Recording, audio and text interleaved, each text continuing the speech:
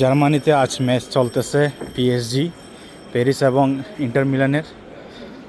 প্যারিসে কি একটা অবস্থা, চারদিকে পুলিশ, মানুষজন নেই, সব হোটেল রেস্টুরেন্ট যতগুলো শোরুম আছে সব লোহার গ্লাস দিয়ে বাঁধা।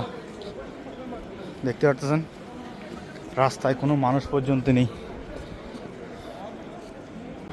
এখন নদী পার করতেছি। সো কাজের স্থানের জায়গায় পাশেই মেট্রো স্টেশন, বাট নিরাপত্তার দিক থেকে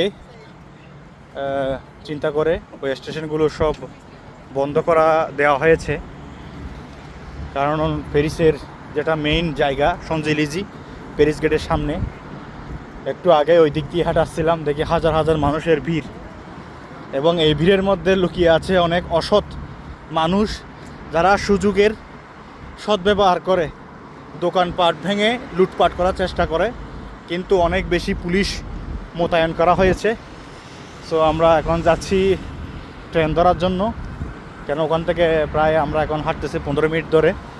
সো আশা করি আমরা ট্রেন পেয়ে যাব। সো দেখতে পাচ্ছেন এটা এমন একটা বড় জায়গায় কোনো মানুষ নেই, জন নেই। সো জব থেকে হাঁটতে হাঁটতে আমি প্রায় আইফেল টাওয়ারের কাছাকাছি চলে আসছি। সো দেখতে পারতেছেন এটা হচ্ছে বর্তমান টাইমিং হচ্ছে এখন প্রায় 10টা বাজতেছে, বাট এখনও আলো ভরপুর প্যারিসে। বাট চারিদিকে এরকম রাস্তা বন্ধ করা হয়েছে মানুষের নিরাপত্তার জন্য। সো দেখতে পারতেছেন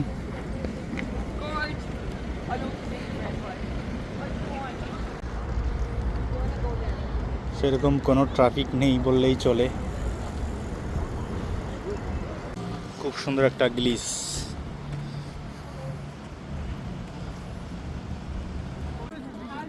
আমরা চলে আসছি এখন অ্যাসেম্বলি ন্যাশনালে, ইনভ্যালিড মেট্রো স্টেশনে। ওখান থেকে হেঁটে হেঁটে